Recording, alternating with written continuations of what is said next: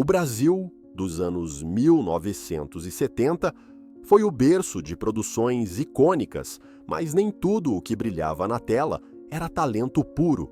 Enquanto o público se emocionava com grandes damas do teatro, algumas figuras surgiam apenas por causa da beleza ou de conexões poderosas, entregando atuações que eram verdadeiros desastres dramáticos. Hoje, vamos revelar as 10 atrizes que, apesar do sucesso, eram criticadas por atuarem de forma estática, sem vida e sem emoção. Você vai se surpreender com nomes que eram considerados intocáveis. Inscreva-se no canal agora para não perder as verdades ocultas do show business e comente: beleza vale mais que talento na televisão? Vamos desmascarar essas estrelas agora mesmo. Vera Fischer.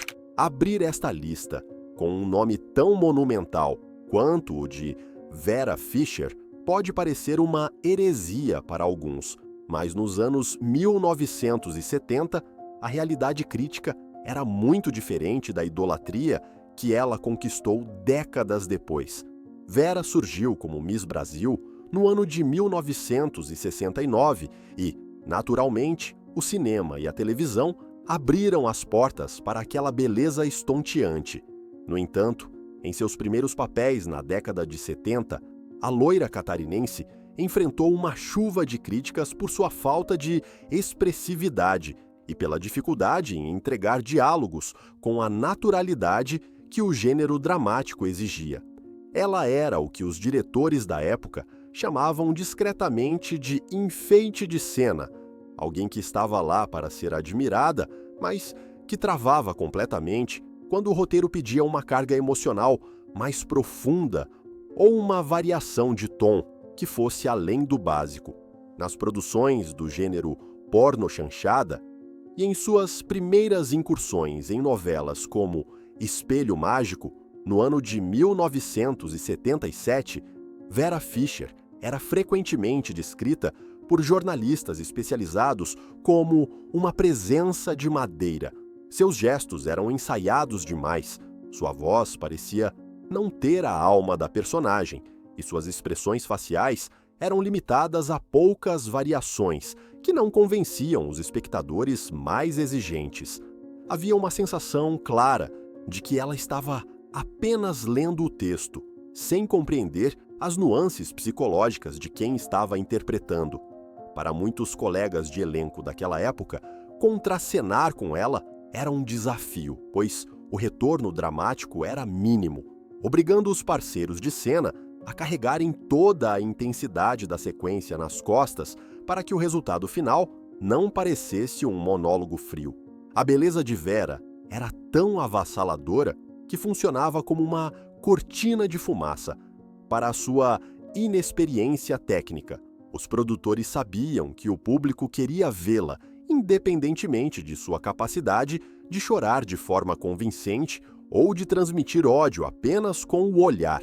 Por causa disso, ela continuava sendo escalada para papéis de destaque, o que gerava um certo ressentimento nos bastidores por parte de atrizes veteranas que passavam anos estudando teatro para perderem o lugar para uma rainha da beleza, que mal conseguia decorar as suas falas com a entonação correta. Vera Fischer era o exemplo perfeito da aposta estética que o entretenimento brasileiro fazia naqueles anos, priorizando o impacto visual em detrimento da qualidade da atuação, o que deixava as obras daquela década com momentos de um amadorismo visível. É interessante notar que a própria Vera admitiu em biografias posteriores que se sentia perdida no início de sua trajetória, muitas vezes sendo empurrada para cenas de intimidade e exposição física apenas para mascarar a falta de roteiro e de preparo dramático. Ela era uma estrela em construção, mas nos anos 1970, o veredito era quase unânime. Ela era uma estátua maravilhosa, mas ainda uma estátua. Suas atuações eram mecânicas e desprovidas de qualquer nuance que pudesse ser chamada de arte da interpretação. Ela precisou de muitos anos, muitas críticas duras e muita persistência para finalmente encontrar o seu caminho e provar que poderia ser algo mais do que apenas um rosto bonito em um cartaz de cinema, deixando para trás a fase em que era considerada uma das artistas mais limitadas do país.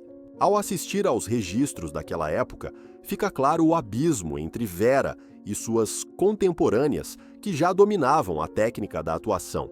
Enquanto nomes como Fernanda Montenegro ou Regina Duarte traziam camadas complexas para as telas, Vera Fischer parecia estar em um comercial de luxo constante, onde o mais importante era o ângulo de seu rosto e não a dor de sua personagem. Esse período de sua vida serve como um lembrete de que a fama meteórica pode ser um fardo quando o talento não acompanha o ritmo da exposição. Ela sobreviveu às críticas e evoluiu, mas a década de 70 ficou marcada em sua história como o tempo em que o público e a crítica olhavam para ela e viam apenas uma casca magnífica, mas vazia de conteúdo artístico real, provando que até as maiores divas já foram motivo de piada nos corredores das emissoras por suas atuações de madeira. Rose di Primo. Se houve um rosto que definiu a estética do cinema brasileiro popular nos anos 1970, esse rosto pertencia a Rose di Primo. Ela era a personificação da musa da pornochanchada, o gênero de comédias levemente eróticas que dominava as salas de cinema do país. Rose tinha uma beleza angelical misturada com uma sensualidade que levava multidões aos cinemas, garantindo lucros astronômicos para os produtores da Boca do Lixo em São Paulo. No entanto, quando as luzes se apagavam e o filme começava, ficava evidente para qualquer observador mais atento que a interpretação não era o forte da estrela. Rose di Primo era frequentemente citada pelos críticos de cinema da época como um exemplo clássico de atriz que recitava o texto em vez de vivê-lo, entregando falas com uma artificialidade que quebrava a imersão da história e transformava cenas dramáticas em momentos involuntariamente cômicos.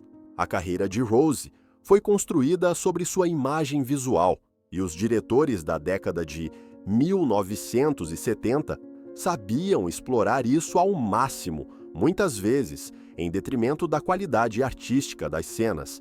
Ela era colocada em situações onde precisava demonstrar medo, desejo ou tristeza, mas sua expressão facial permanecia praticamente inalterada, como se ela fosse uma boneca de porcelana que não podia trincar. Havia uma rigidez em seus movimentos corporais que lhe rendeu apelidos maldosos nos bastidores, sugerindo que ela tinha a flexibilidade cênica de um manequim de vitrine. Enquanto atrizes de teatro traziam uma visceralidade para as telas, Rose parecia estar sempre preocupada com o ângulo da câmera e se o cabelo estava no lugar certo, o que impedia qualquer entrega emocional verdadeira. Nas novelas em que fez participações ou papéis menores durante aquela década, a discrepância ficava ainda mais gritante. Ao contracenar com atores formados na escola clássica do drama, a falta de recursos técnicos de Rose ficava exposta como uma ferida aberta. Ela tinha dificuldades com a entonação da voz, que soava muitas vezes monótona e sem as nuances necessárias para dar vida a diálogos complexos. Os diretores de TV, muitas vezes, precisavam cortar suas falas ou diminuir seu tempo de tela em cenas importantes, pois sabiam que ela não conseguiria sustentar a carga dramática exigida.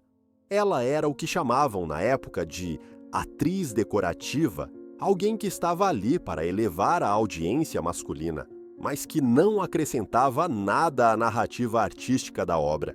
Essa limitação não era culpa exclusiva dela, mas sim de uma indústria, que nos anos 1970 tratava as mulheres bonitas como objetos de cena descartáveis. Rose di Primo foi lançada aos leões sem o preparo adequado, sendo exigido dela apenas que fosse agradável aos olhos. Ela decorava seus textos mecanicamente, sem entender o subtexto ou as motivações da personagem, resultando em atuações que eram visualmente lindas, mas emocionalmente vazias. Havia relatos de que, em cenas de choro, a produção precisava abusar de colírios e truques de câmera, pois a atriz não conseguia acessar a emoção necessária para produzir lágrimas reais, mantendo aquele olhar vago e distante que se tornou sua marca registrada negativa entre os críticos de arte. Mesmo sendo considerada uma das mulheres mais desejadas do Brasil, Rose de Primo sofreu com o estigma de ser uma bela sem alma nas telas. As revistas de fofoca exaltavam suas medidas e seus romances, mas as colunas de cultura destruíam suas performances com adjetivos duros, chamando-a de inexpressiva e robótica. Ela representava o auge da comercialização da beleza nos anos 70, onde o talento era um detalhe opcional se a atriz tivesse o carisma visual para vender ingressos. Com o passar do tempo e o declínio do gênero que a consagrou, Rose acabou se afastando dos grandes holofotes da dramaturgia, ficando na memória popular como um ícone de uma era, mas jamais como uma referência de atuação. Rose de Primo é o lembrete de que o cinema nacional dos anos 70 vivia uma dualidade cruel. De um lado, obras-primas do cinema novo, do outro, produções comerciais que escalavam protagonistas baseadas apenas em concursos de beleza ou capas de revista.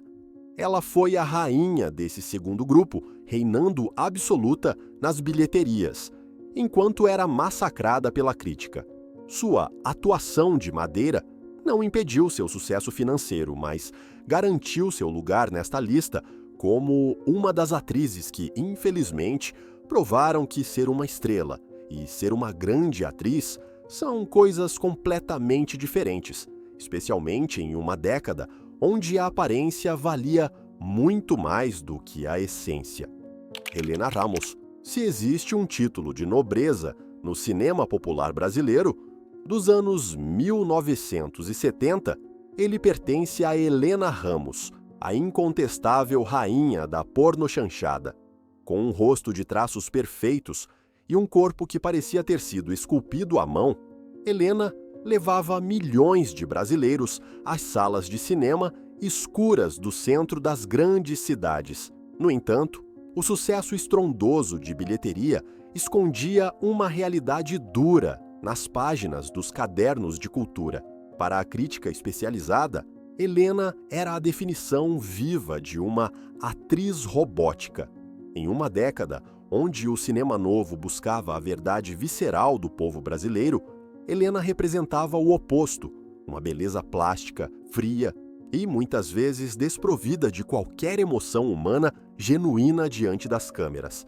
Os diretores da época, interessados apenas no lucro rápido que a imagem de Helena gerava, raramente exigiam dela algo além de sua presença física. Isso criou um vício de atuação que a acompanhou por toda a década de 1970. Em cenas que pediam desespero, alegria ou raiva, a expressão de Helena permanecia praticamente inalterada, uma máscara de beleza estática que frustrava quem buscava alguma profundidade na trama.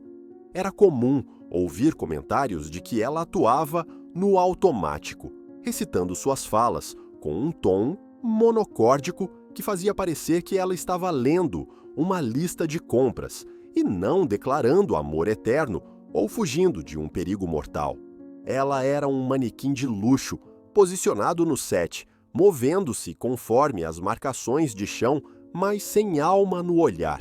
Essa falta de expressividade era tão marcante que, em muitos filmes, a ênfase da edição era totalmente desviada de seu rosto para outras partes de sua anatomia, uma estratégia clara para esconder sua incapacidade de sustentar um close dramático por mais de alguns segundos.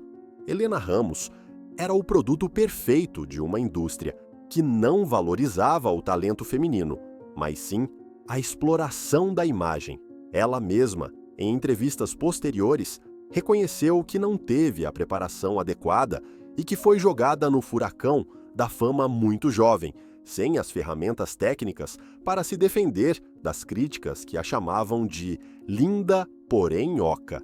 Nas poucas vezes em que tentou migrar para papéis mais sérios ou para a televisão no final da década, a barreira do talento se tornou intransponível. Ao lado de atrizes que dominavam a arte da interpretação, a rigidez de Helena ficava gritante. Ela não conseguia interagir organicamente, parecia estar sempre esperando a sua vez de falar, sem ouvir verdadeiramente o outro personagem. Esse delay emocional transformava suas cenas em momentos constrangedores de falta de química. Ela era a estrela solitária, que brilhava sozinha, mas que apagava qualquer tentativa de realismo na cena. O público masculino, hipnotizado, perdoava tudo, mas a classe artística a via como um símbolo do que havia de pior na comercialização da arte nos anos 70. Helena Ramos acabou se tornando refém de sua própria beleza e da mediocridade das produções que estrelava. Ela não era a desafiar e a melhorar, pois o dinheiro continuava entrando independentemente da qualidade de sua atuação.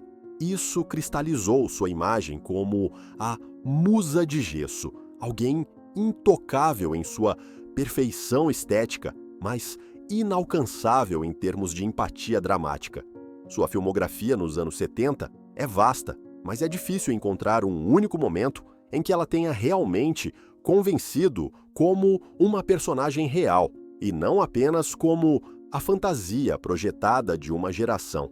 Helena foi a rainha de um reino onde atuar bem era irrelevante, e ela desempenhou o papel de bela inexpressiva, com uma competência assustadora, até o fim da era de ouro do cinema popular, Adele Fátima. Adele Fátima foi, sem sombra de dúvidas, uma das mulheres mais desejadas do Brasil durante a década de 1970. Lançada ao estrelato pelos shows do famoso Osvaldo Sargentelli, ela personificava a imagem da mulata exportação, com curvas que desafiavam a gravidade e um carisma que explodia no carnaval. No entanto, quando a indústria do cinema e da televisão decidiu transformar essa força da natureza em atriz dramática, o resultado foi, para dizer o mínimo, desastroso. Adele foi empurrada para os sets de filmagem, surfando na onda de sua popularidade gigantesca, impulsionada por comerciais icônicos como o das Sardinhas 88. Porém, a transição da passarela do samba para o drama cinematográfico revelou uma falta de preparo técnico que beirava o amadorismo, transformando suas cenas em momentos de constrangimento involuntário. A crítica da época não perdoava. Enquanto o público masculino lotava os cinemas para ver Adele, os jornalistas especializados apontavam cruelmente que ela tinha a expressividade de uma porta. Em filmes do gênero porno chanchada, onde ela era a estrela principal, ficava evidente que ela estava apenas recitando frases decoradas minutos antes. Faltava-lhe a capacidade de modular a voz, de criar subtexto e principalmente de reagir aos outros atores em cena. Ela parecia estar sempre esperando a deixa do colega com um olhar vago, quebrando completamente o ritmo da narrativa. Havia uma desconexão total entre o seu corpo, que era expressivo e cheio de vida na dança, e o seu rosto, que travava completamente quando uma câmera de cinema se aproximava para um close dramático. Um dos episódios mais emblemáticos da limitação artística de Adele Fátima ocorreu no final da década, no ano de 1979, quando ela foi escalada para uma participação no filme internacional 007 Contra o Foguete da Morte. A imprensa brasileira celebrou como se fosse a consagração de uma estrela nacional em Hollywood. No entanto, a realidade dos bastidores foi dura. Relatos indicam que a falta de experiência dramática e a barreira do idioma fizeram com que sua participação fosse drasticamente reduzida na ilha de edição. Ela, que deveria ser a Bond Girl brasileira, acabou se tornando apenas uma figura decorativa em algumas poucas cenas, pois não conseguia entregar a atuação mínima exigida por uma produção daquele porte.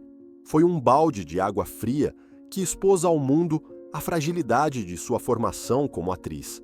Além da rigidez corporal, em cenas que não envolviam dança, Adele sofria com problemas de dicção que muitas vezes obrigavam os diretores a dublarem suas falas na pós-produção.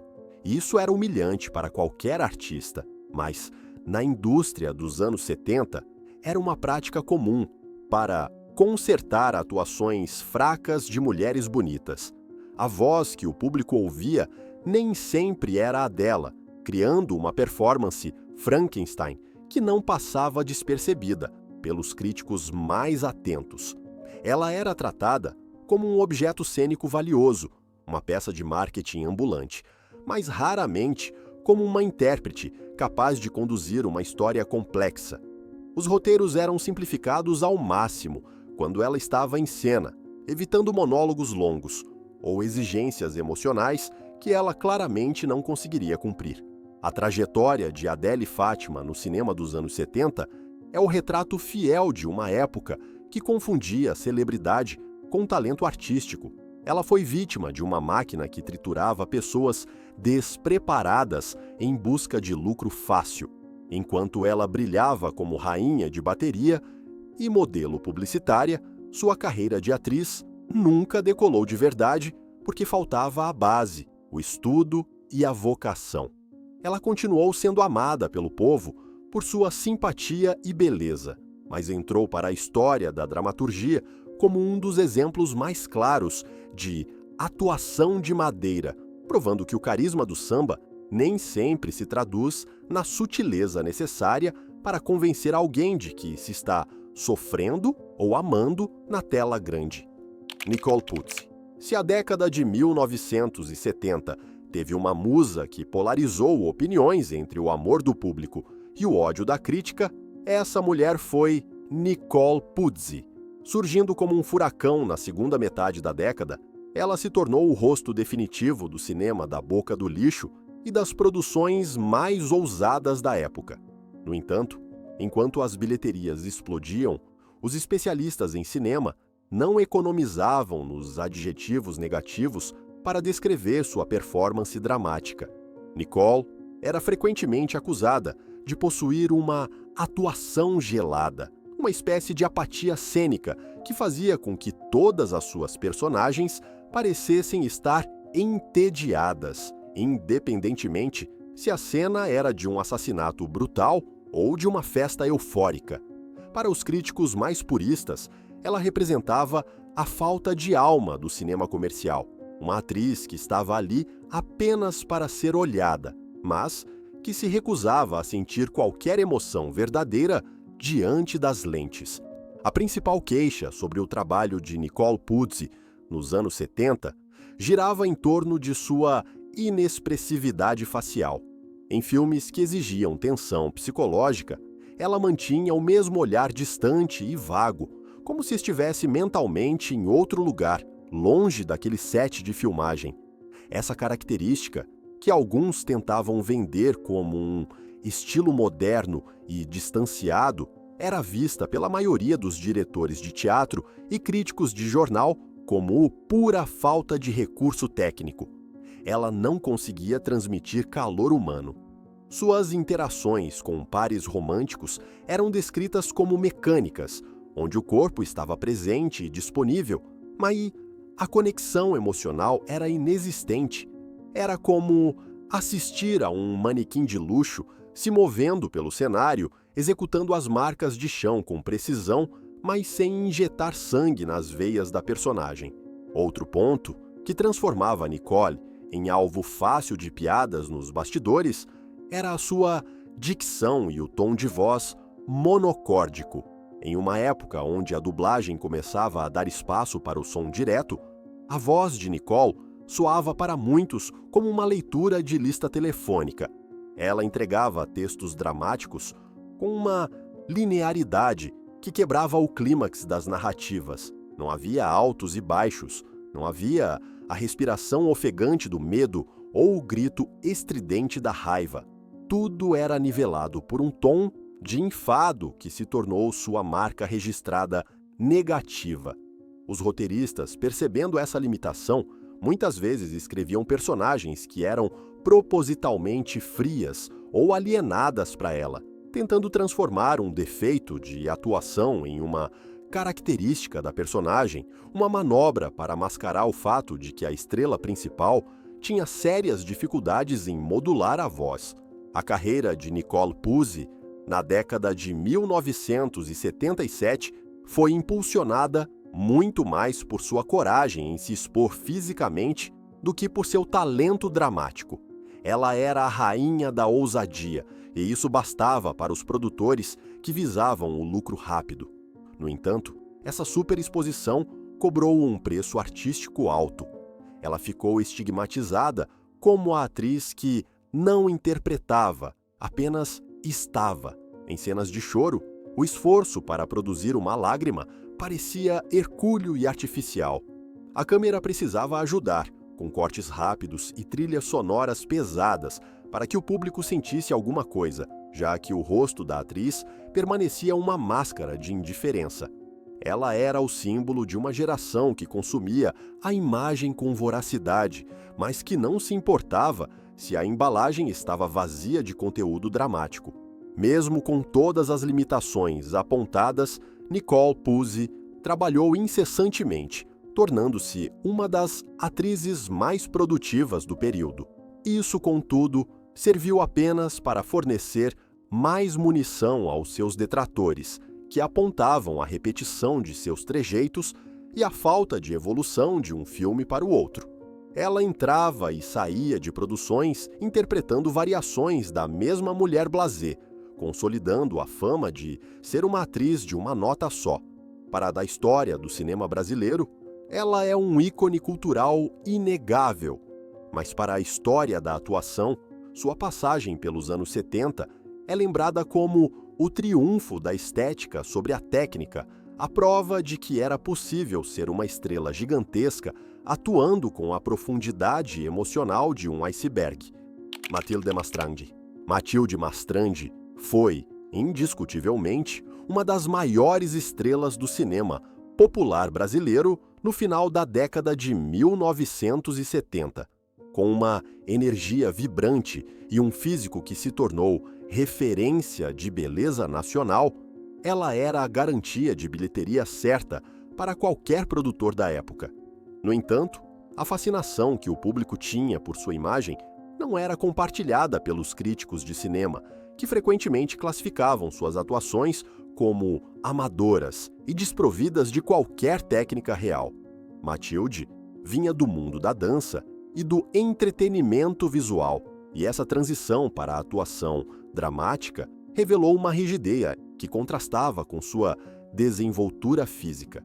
Enquanto seu corpo se movia com graça e sensualidade, seu rosto muitas vezes permanecia travado em expressões que não condiziam com o que a cena pedia, criando um abismo entre a ação e a emoção.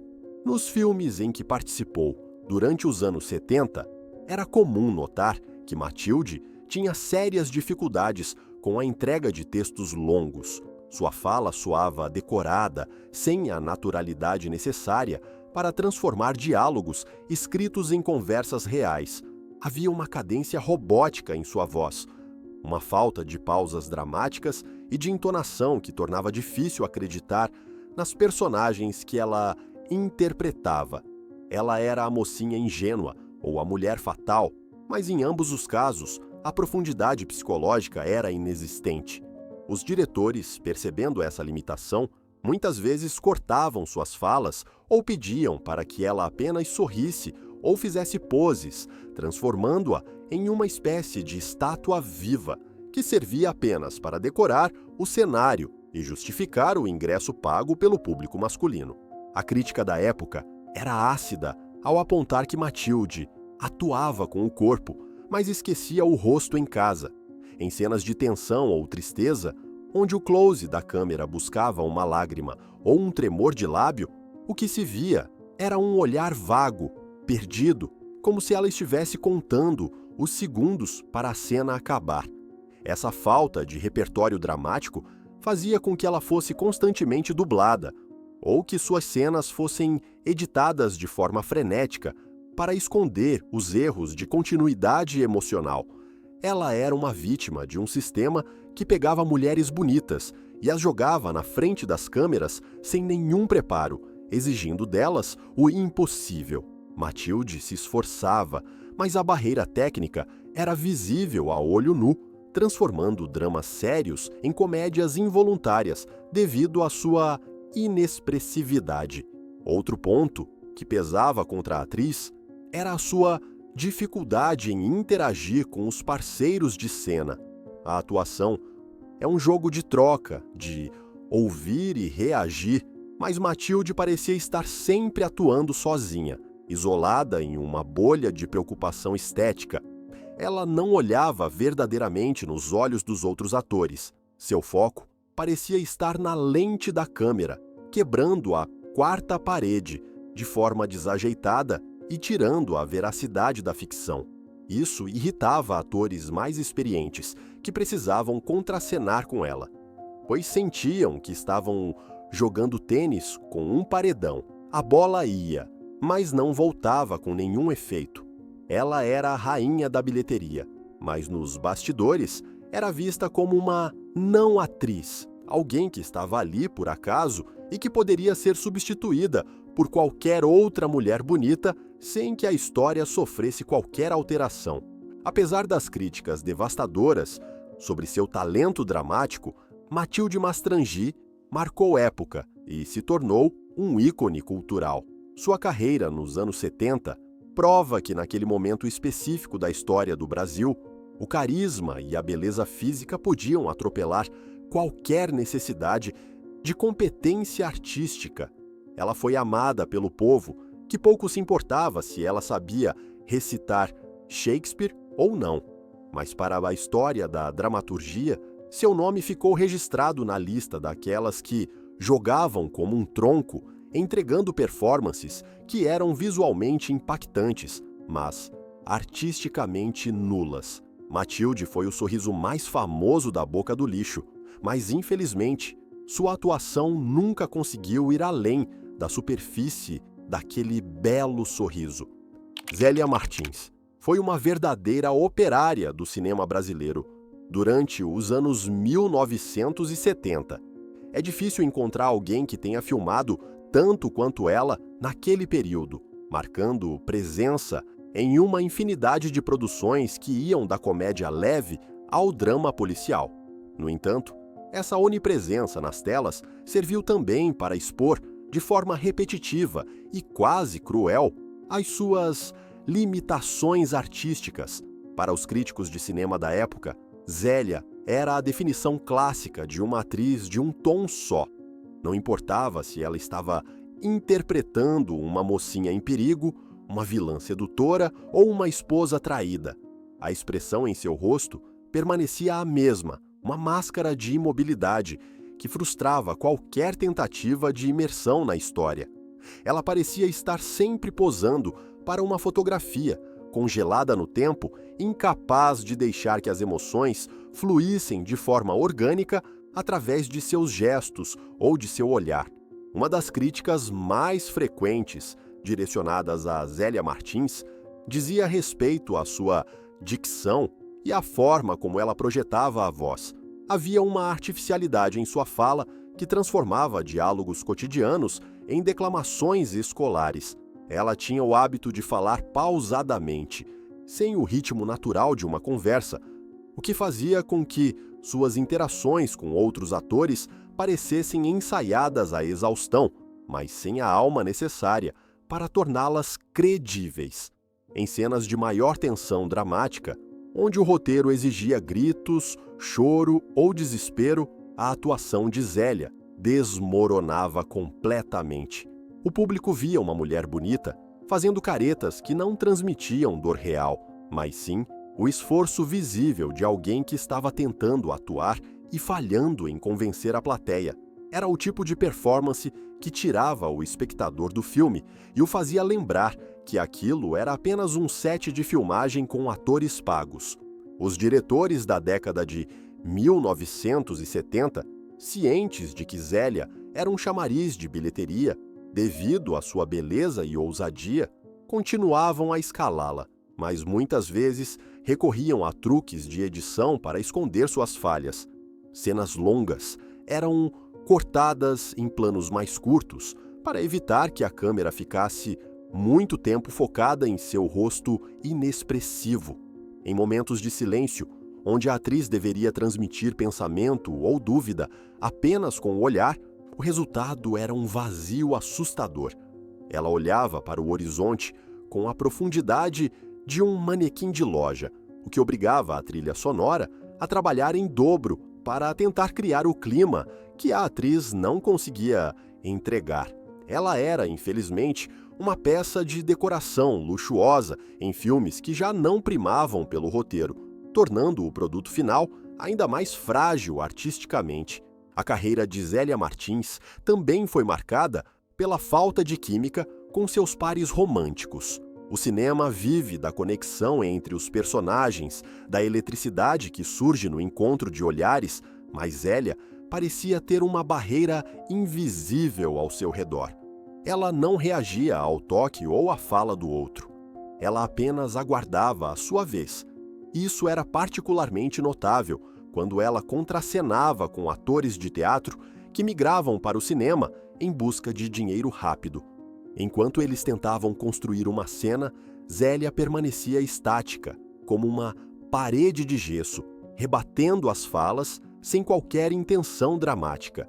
Essa falta de escuta cênica é um dos pecados mortais da atuação, e Zélia o cometia em praticamente todos os filmes, transformando romances ardentes em encontros burocráticos e frios. Apesar de todas essas deficiências técnicas, Zélia Martins se tornou um ícone de uma era específica do nosso cinema. Ela representa o auge da produção industrial da boca do lixo, onde a velocidade e a nudez eram mais importantes do que a qualidade artística. Ela foi vítima de um sistema que não investia na preparação de seus talentos, usando-os até a exaustão e depois descartando-os. Zélia, com sua beleza típica da mulher brasileira dos anos 70, cumpriu o seu papel comercial com louvor, enchendo as salas de cinema de norte a sul do país. Porém, para a história da dramaturgia, ela ficou marcada como uma das atrizes mais limitadas de sua geração, alguém que passou pela tela grande sem nunca ter conseguido, de fato, dar vida a uma alma humana, permanecendo para sempre como a bela imagem sem movimento e sem calor. Zilda Maio foi uma das figuras mais emblemáticas do cinema brasileiro na década de 1970. Com um rosto que parecia ter sido desenhado por anjos e um corpo que se tornou referência de desejo nacional, ela conquistou rapidamente o posto de musa absoluta da boca do lixo. Os produtores de cinema sabiam que colocar o nome de Zilda no cartaz era sinônimo de filas dobrando o quarteirão. No entanto, essa popularidade estrondosa camuflava uma deficiência técnica que os críticos de arte não cansavam de apontar. Zilda Maio era considerada por muitos como uma atriz de presença puramente decorativa. Sua atuação era frequentemente comparada à de uma boneca de cera, impecável visualmente, mas completamente desprovida de vida interior ou de nuances emocionais que convencessem o público de que aquela mulher na tela era um ser humano real com sentimentos complexos. Ao assistir aos filmes estrelados por ela naquela época, fica evidente a dificuldade que Zilda tinha em sair de um registro único de interpretação. Ela parecia estar sempre posando para uma câmera fotográfica, preocupada excessivamente com o ângulo de seu perfil e com a iluminação sobre seus cabelos, esquecendo-se de habitar a personagem. Em cenas que exigiam uma resposta emocional rápida, como um susto ou uma gargalhada espontânea, o que se via era uma reação atrasada e artificial, como se ela estivesse contando mentalmente os segundos para executar o movimento ensaiado. Essa falta de organicidade quebrava o ritmo das cenas e deixava os seus parceiros de atuação em uma situação delicada, tendo que redobrar a energia para compensar a frieza que emanava da protagonista. A voz de Zilda Maio também era um ponto constante de críticas severas em uma década onde o cinema nacional lutava para encontrar uma identidade sonora própria. A dicção da atriz soava monocórdica e sem a projeção necessária para o drama. Havia uma certa infantilidade em sua fala que contrastava de forma gritante com os papéis de mulher fatal que ela costumava interpretar. Os diálogos que deveriam ser carregados de sensualidade ou perigo acabavam soando como recitais de escola primária, sem a intenção ou subtexto que transformam palavras escritas em ação dramática.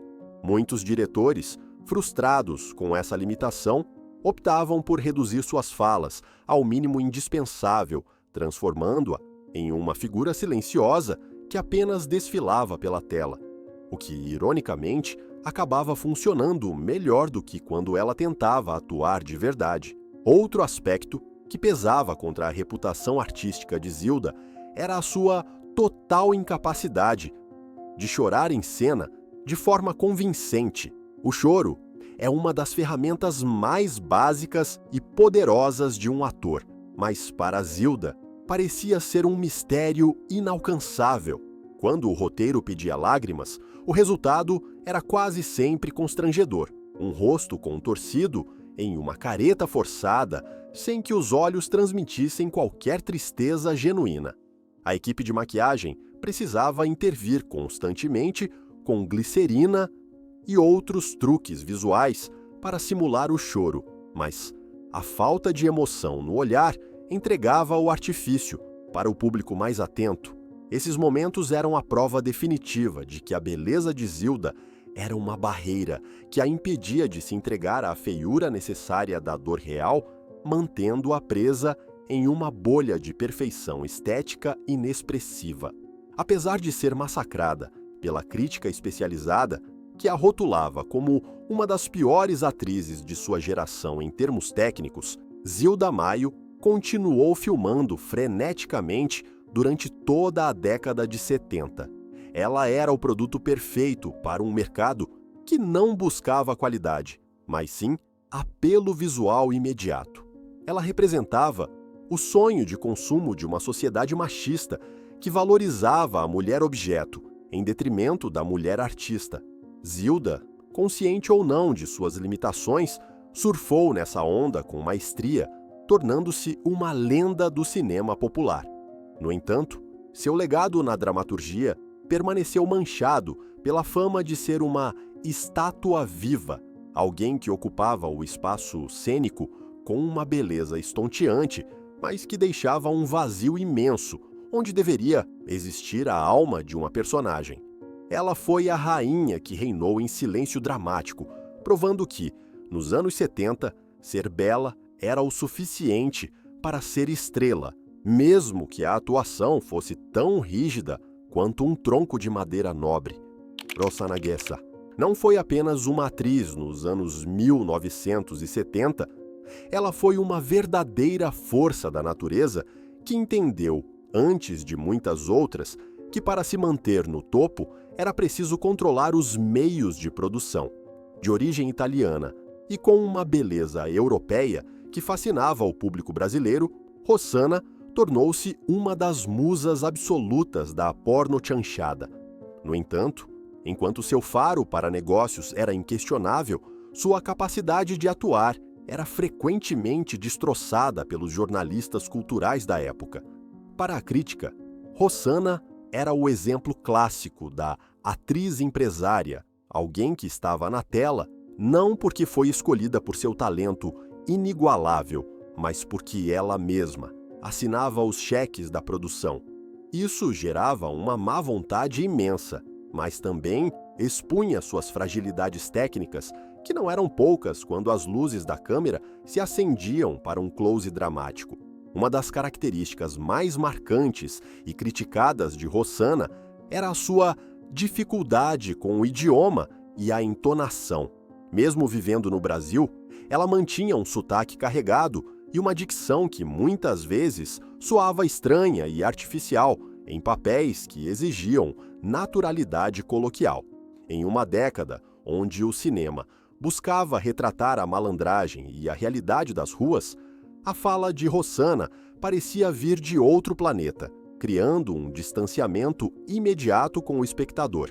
Ela entregava suas falas com uma cadência monótona, quase decorada, sem conseguir imprimir as nuances de ironia, raiva ou sedução que o texto pedia. Era como ouvir alguém lendo um manual de instruções em voz alta, enquanto tentava expressar sentimentos humanos complexos apenas com o corpo, o que resultava em uma performance desequilibrada e pouco convincente. Além da questão vocal, a expressão corporal de Rossana Guessa era frequentemente descrita como rígida e pouco fluida, enquanto atrizes mais preparadas usavam o corpo todo para comunicar uma emoção. Rossana parecia ter uma trava interna. Em cenas de movimento ou de interação física intensa com outros atores, ela parecia estar sempre preocupada em manter a postura perfeita, o que tirava a espontaneidade da cena. Havia uma certa frieza em seu olhar, uma barreira que impedia o público de mergulhar na alma da personagem. Ela era linda, elegante e sofisticada, mas essas qualidades, quando não acompanhadas de calor humano e técnica dramática, transformavam-na em uma figura distante, uma estátua de mármore que se movia pelo cenário sem nunca realmente pertencer àquele universo ficcional. Os diretores contratados por ela muitas vezes se viam em uma saia justa, como dirigir a patroa, que também era a protagonista limitada. O resultado eram cenas onde a câmera protegia Rossana, evitando tomadas muito longas ou monólogos que expusessem suas fraquezas. Mesmo assim, era impossível esconder a falta de repertório emocional. Em momentos de clímax, onde a personagem deveria desabar ou explodir, Rossana mantinha a mesma expressão de serenidade inabalável, o que acabava diminuindo o impacto da história. Ela transformava dramas passionais em desfiles de moda cinematográficos, onde o figurino e o cenário recebiam mais atenção do que a dor ou a alegria da protagonista. Para os amantes do cinema-arte, assistir a um filme de Rossana era um exercício de paciência, pois a beleza visual raramente compensava o vazio interpretativo. Apesar de todas as críticas negativas sobre sua atuação, Rossana Guessa foi uma das mulheres que mais trabalhou e produziu na década de 1970. Ela criou um império pessoal e garantiu seu lugar na história, provando que a determinação pode, às vezes, superar a falta de vocação nata.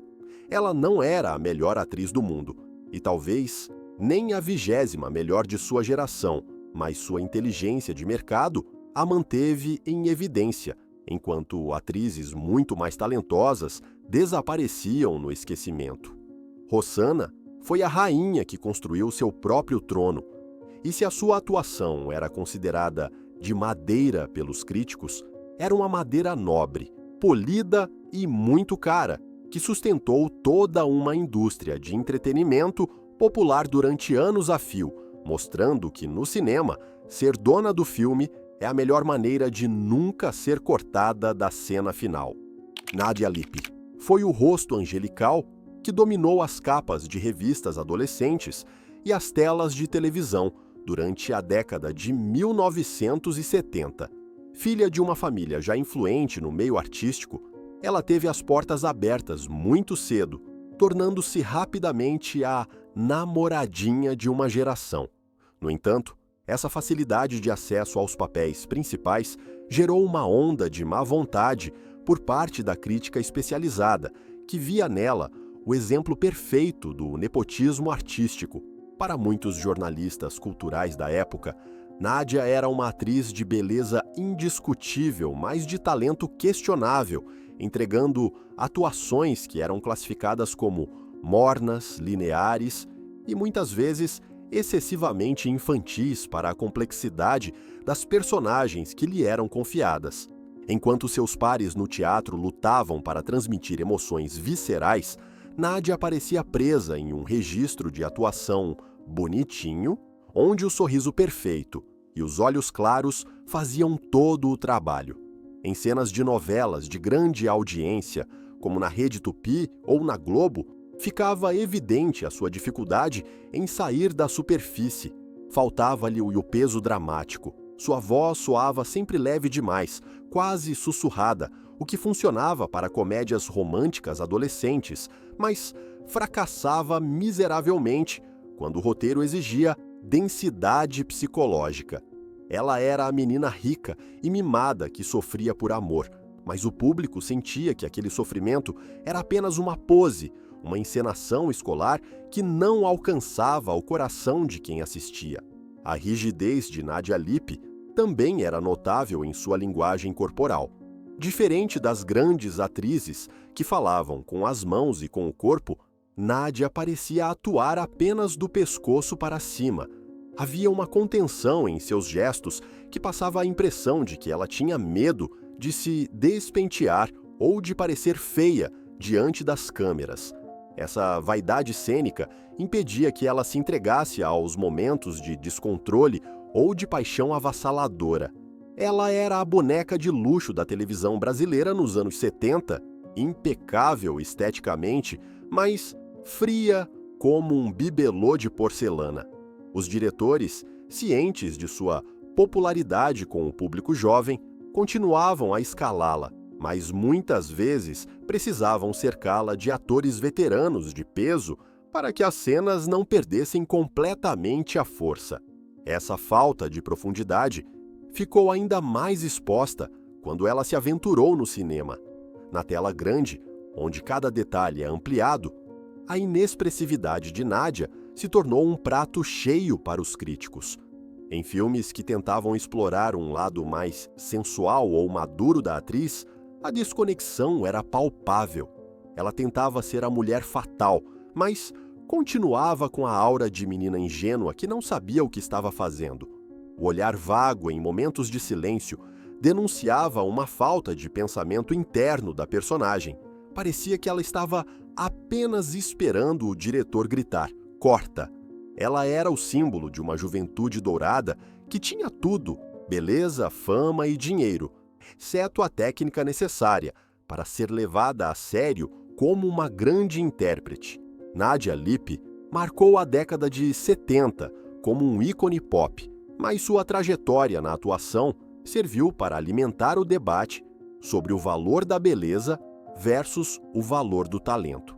Ela foi a prova de que, naquela época, ter o look certo e o sobrenome certo podia garantir uma carreira estelar, mesmo que a entrega artística fosse comparável à de um manequim vitrine. Ela foi amada pelos fãs, que recortavam suas fotos e colavam nas paredes, mas, para a história da dramaturgia brasileira, ela ficou registrada como uma das atrizes que, apesar de todo o brilho externo, entregava performances que tinham a consistência e a profundidade de uma folha de papel, provando que nem todo rosto bonito tem uma alma dramática para mostrar.